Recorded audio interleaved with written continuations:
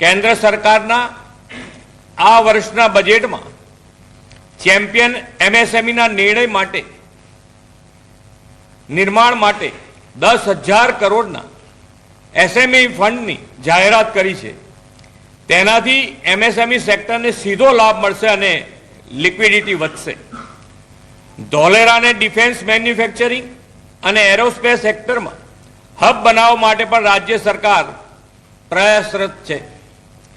Defence ક્ષેત્રે આ બજેટમાં કરવામાં આવેલી 7.8 લાખ કરોડની માતબર ફાળવણી અનેક નવી તકોનું સર્જન કરશે।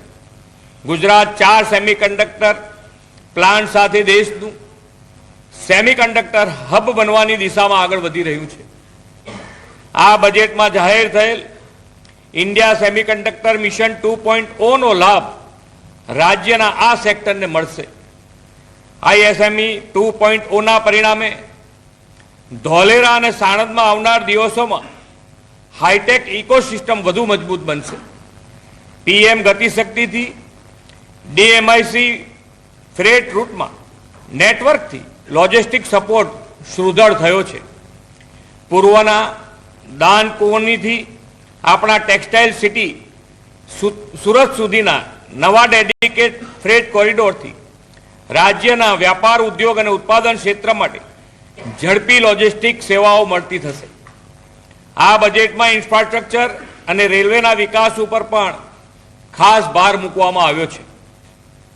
રેલવે બજેટમાં ગુજરાતને 17,366 કરોડની માતબર ફાળવણી કરવામાં આવી છે અને અત્યારે પણ રેલવેના 1,28,748 કરોડના પ્રોજેક્ટો અત્યારે હાલ કાર્યરત છે। રાજ્યના શહેરો વડાપ્રધાનશ્રીના માર્ગદર્શનમાં ગ્રોથ હબ બન્યા છે। આ બજેટમાં 5 લાખથી વધુ વસ્તીવાળા ટીયર 2 અને ટીયર 3 શહેરોને સિટી ઇકોનોમિક રિજિયન તરીકે વિકસાવવાની જાહેરાત કરવામાં આવી છે। આના પરિણામે આપણા મોટા શહેરની સાથે નાના શહેરોનો વિકાસ પણ વેગવંતો બનશે।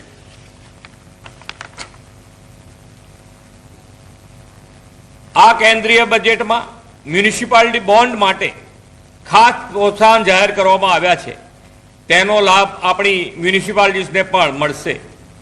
ગ્રામ્ય હસ્તક ઉદ્યોગો માટે આ બજેટમાં ખાદી, હાથશાળ અને હસ્તકલા અને વન ડિસ્ટ્રિક્ટ વન પ્રોડક્ટના વિઝનને મજબૂત બનાવવા માટે મહાત્મા ગાંધી ગ્રામ સ્વરાજ પહેલ જાહેર કરવામાં આવી છે।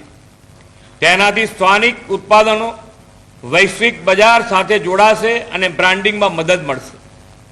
વડાપ્રધાન શ્રીની વિઝનરી લીડરશિપમાં સ્થપાયેલું ગિફ્ટ સિટી દેશનું ફિનટેક હબ બન્યું છે અને ઇન્ટરનેશનલ ફાઇનાન્શિયલ સર્વિસ ક્ષેત્રે વૈશ્વિક પ્રતિષ્ઠા ધરાવે છે। ગિફ્ટ સિટીમાં 10 વર્ષના ટેક્સ હોલિડેના બદલે હવે સળંગ 20 વર્ષના ટેક્સ હોલિડેના કારણે ઇન્વેસ્ટર્સ હવે વધુ ભરોસાથી અહીંયા ઇન્વેસ્ટ કરી શકશે અને રિન્યુઅલ વિના કંપનીઓનો તેનો લાભ પણ લઈ શકશે।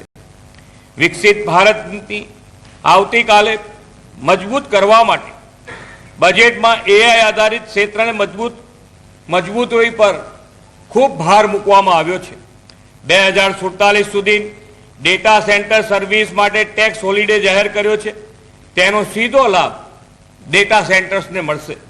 બદલાતા સમયની સાથે યુવા તાલીમ લઈને કન્ટેન્ટ ક્રિએશનના ક્ષેત્રમાં આગળ વધે તે માટે ખાસ એનિમેશન, વિઝ્યુઅલ ઇફેક્ટ, ગેમિંગ અને કોમિક્સ સેક્ટરમાં 2030 સુધીમાં 20 લાખ પ્રોફેશનલ તૈયાર કરવાનું લક્ષ્ય રાખવામાં આવ્યું છે।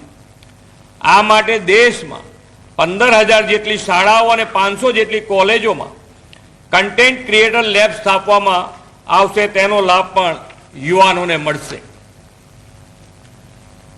કોમનવેલ્થની યજમાની કરવાનો આપણને અવસર મળ્યો છે। આ બજેટમાં જાહેર કરવામાં આવેલ ખેલો ઇન્ડિયા મિશનથી સ્પોર્ટ્સ સેક્ટરને વેગ મળશે। ગુજરાતના લોથલ, ધોળાવીરા સહિતના દેશના 15 પુરાતત્વ સ્થળોને જીવંત અનુભવી સાંસ્કૃતિક સ્થળો તરીકે વિકસાવવાની જાહેરાતથી વિકાસ भी विरासत भी साकार થશે। સાથે જ આઇકોનિક ટુરિઝમ પ્લેસ પર 10,000 જેટલા ગાઈડ તૈયાર કરવાની જાહેરાત થઈ છે। પરિણામે આપણા આઇકોનિક ટુરિસ્ટ પ્લેસ પર સ્થાનિક યુવાનો માટે રોજગારીના અવસર ઊભા થશે।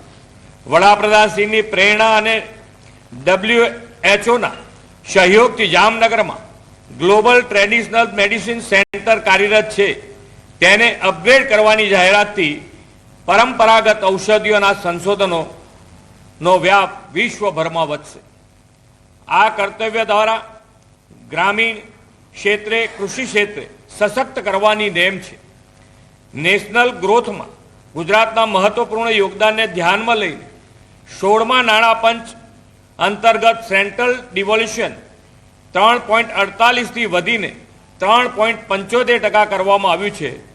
તેના કારણે ગ્રામીણ ઇન્ફ્રાસ્ટ્રક્ચરને વેગ મળશે, સાથે જ કૃષિમાં એઆઈના ઉપયોગના પ્રોત્સાહનથી ખેડૂતો ટેકનોલોજીથી જોડાઈને આધુનિક બનશે।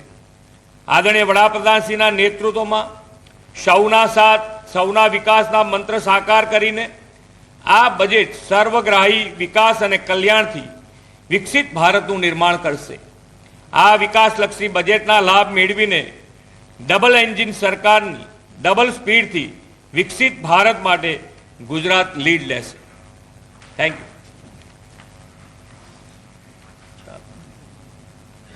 આભાર।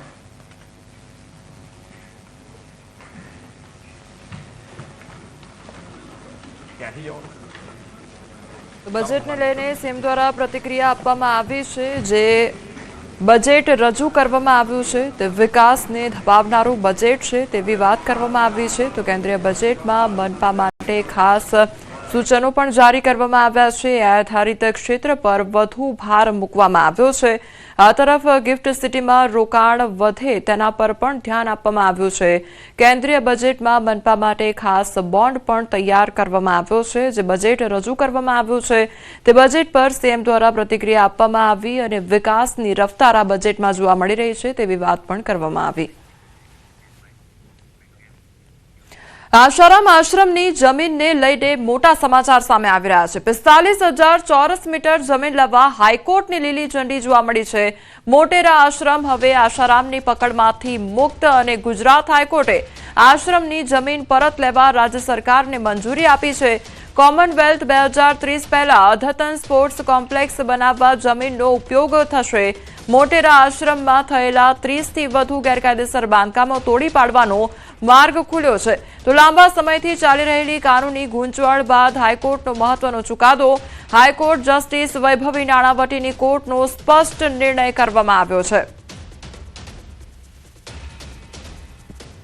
થયો છે જે મુજબ જે મોટેરા આશ્રમને લગતી જમીન છે, જે જમીન પર જમીનને જે સરકાર તરફથી જે ડીસ 8/8નું જે કોમ્પ્લેક્સ છે તે માટે એક્વાયર કરવાની જે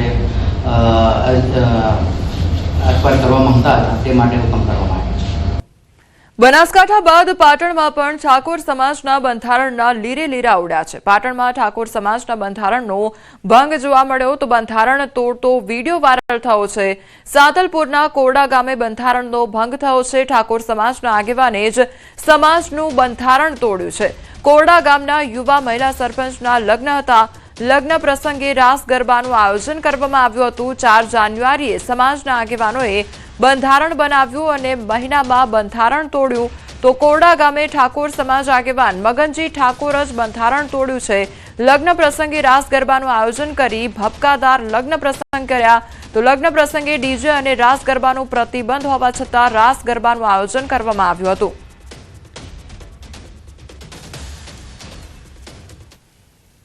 આવન મન ખરા ભાવ તોલ કરવા કર્યા છે બાપા।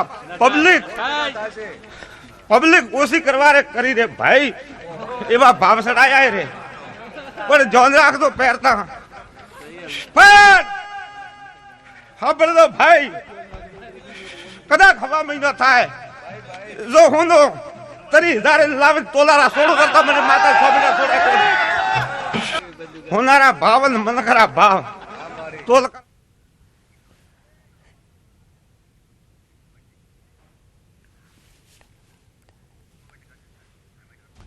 તો બનાસકાંઠાના ધાનેરાનો આ વિડીયો સામે આવ્યો છે કે જ્યાં સોનાના ભાવ અંગે ભુવાજી દ્વારા વાત કરવામાં આવી છે। ધૂણતા ભુવાજીનો દાવો કરવામાં આવ્યો છે। સવા મહિનામાં ભાવ 30,000 કરી નાખવાનો દાવો કરવામાં આવ્યો છે। તો સોશિયલ મીડિયા પર આ વિડીયો વાયરલ થતા અનેક સવાલો ઉદ્ભવી રહ્યા છે, તર્ક વિતર્ક થઈ રહ્યા છે, ચર્ચાએ જોર પકડ્યું છે। તેમજ ભુવાજી દ્વારા આ જે વાત છે તે સોના ચાંદીના ભાવને લઈને કરવામાં આવી છે। સોનાના ભાવ અંગે ભુવાજીનો મોટો દાવો કરવામાં આવ્યો છે।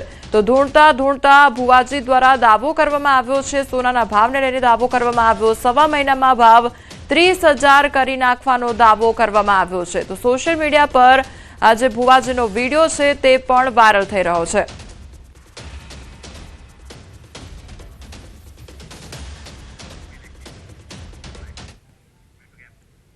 સોના ચાંદીમાં ફરી એકવાર કડાકો જોવા મળ્યો છે। 10 ગ્રામ સોનાનો ભાવ 1,53,000 તો 1 કિલો ચાંદીનો ભાવ 2,55,000 નોંધાયો છે। તો સોના ચાંદીના ભાવમાં ફરી એકવાર કડાકો જોવા મળી રહ્યો છે। 10 ગ્રામ સોનાનો ભાવ 1,53,000 પર નોંધાયો છે, જ્યારે 1 કિલો ચાંદીનો ભાવ 2,55,000 નોંધાયો છે।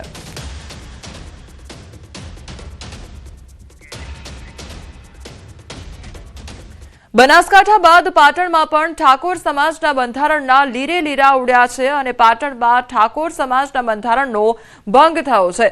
બંધારણ તોડતો વિડીયો વાયરલ થયો છે। સાતલપુરના કોરડા ગામે બંધારણનો ભંગ થયો છે। ઠાકોર સમાજના આગેવાને જ સમાજનું બંધારણ તોડ્યું। તો કોરડા ગામના યુવા મહિલા સરપંચના લગ્ન હતા। લગ્ન પ્રસંગે રાસ ગરબાનું આયોજન કરવામાં આવ્યું। 4 જાન્યુઆરીએ સમાજના આગેવાનોએ બંધારણ બનાવ્યું અને મહિનામાં બંધારણ તોડ્યું। ત્યારે કોરડા ગામે ઠાકોર સમાજ આગેવાન મગનજી ઠાકોર જ બંધારણ તોડ્યું હતું। લગ્ન પ્રસંગે રાસ ગરબાનું આયોજન કરી ભપકાદાર લગ્ન પ્રસંગ કરવામાં આવ્યો। લગ્ન પ્રસંગે ડીજે અને રાસ ગરબાનું પ્રતિબંધ હોવા છતાં પણ રાસ ગરબાનું આયોજન કરવામાં આવ્યું હતું।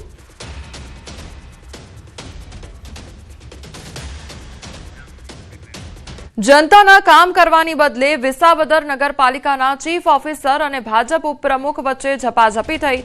જૂનાગઢ જિલ્લાની વિસાવદર નગરપાલિકામાં વહીવટીતંત્ર અને ચૂંટાયેલા પ્રતિનિધિઓ વચ્ચેના ગજગરાએ હિંસક સ્વરૂપ ધારણ કર્યું। ભાજપ શાસિત આ નગરપાલિકામાં ચીફ ઓફિસર પીજે વઘાસિયા અને નગરપાલિકાના ઉપપ્રમુખ રમેશ માંગરોળિયા વચ્ચે ઉગ્ર બોલાચાલી બાદ ઝપાઝપી થતા ચકચાર મચી ગઈ છે।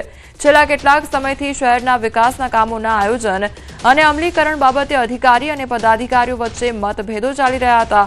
આ મામલે રજૂઆત કરવા ગયેલા ઉપપ્રમુખ અને અન્ય સભ્યો સાથે ચીફ ઓફિસરની ચેમ્બરમાં ચર્ચા ચાલી રહી હતી, જે દરમિયાન મામલો બીચક્યો હતો। શહેરના પ્રાથમિક પ્રશ્નના નિકાલમાં વિલંબ થતો હોવાના આક્ષેપ સાથે સભ્યો રોષે ભરાયા હતા। આ આખી ઘટનામાં બંને પક્ષોએ એકબીજા પર ગંભીર આક્ષેપ કર્યા। ચીફ ઓફિસર પીજે વઘાસિયાએ આવેશમાં આવીને તેઓને છરી બતાવી ડરાવવાનો પ્રયાસ કર્યો હતો। તો આ બગડાટી બાદ બંને પક્ષો વિસાવદર પોલીસ સ્ટેશન પહોંચ્યા હતા। ચીફ ઓફિસર અને ઉપપ્રમુખે એકબીજા વિરુદ્ધ લેખિતમાં ફરિયાદ કરવા માટે અરજી પણ આપી છે।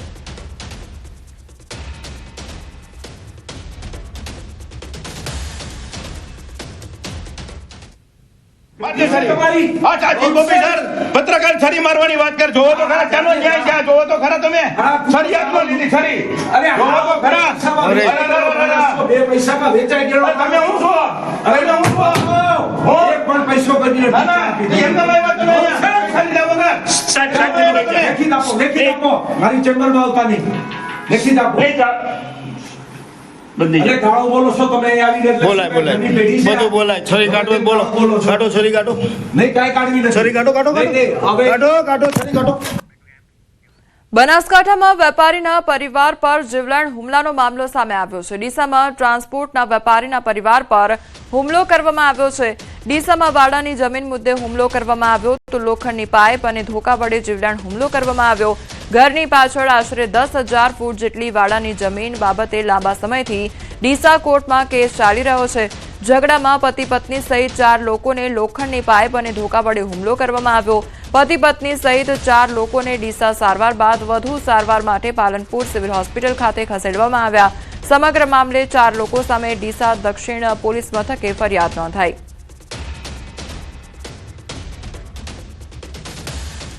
સાણંદમાં દારૂની મહેફિલ મામલે કોંગ્રેસના પ્રહાર સામે આવ્યા છે. કોંગ્રેસ પ્રવક્તા મનીષ દોશીના સરકાર પર આક્ષેપ કરવામાં આવ્યા છે.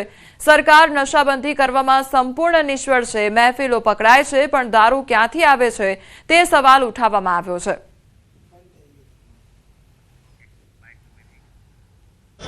પણ કાયદાની દ્રષ્ટિએ જોઈએ તો મહેફિલ પકડાય, થોડાક દિવસ 2 દિવસ સુધી પોલીસ વાતો કરે કે અમે કરી, પણ હકીકતની અંદર મોટા પાયે ચાલતો આ દારૂનો કારોબાર અને એના કારણે થતી મોટી મોટી મહેફિલો અને આ મહેફિલો સામે કડક પગલાં ન લેવાની ભાજપા સરકારની અને ખાસ કરીને ગૃહ વિભાગ જે ભ્રષ્ટાચારનો એપી સેન્ટર છે એના કારણે ગુજરાતમાં બધું ચાલી રહ્યું છે.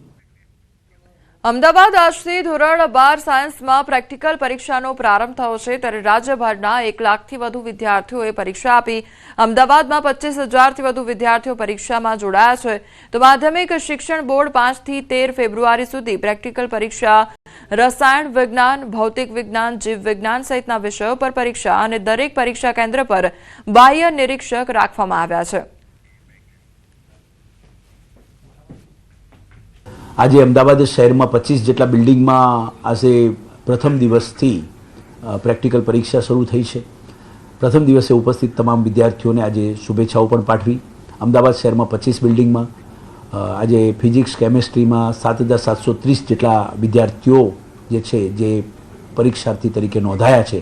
તે પ્રમાણે તબક્કાવાર એમના જે પ્રમાણે બોર્ડે એમને કાર્યક્રમ આપ્યો છે તે પ્રમાણેની પરીક્ષા પ્રાયોગિક આપશે.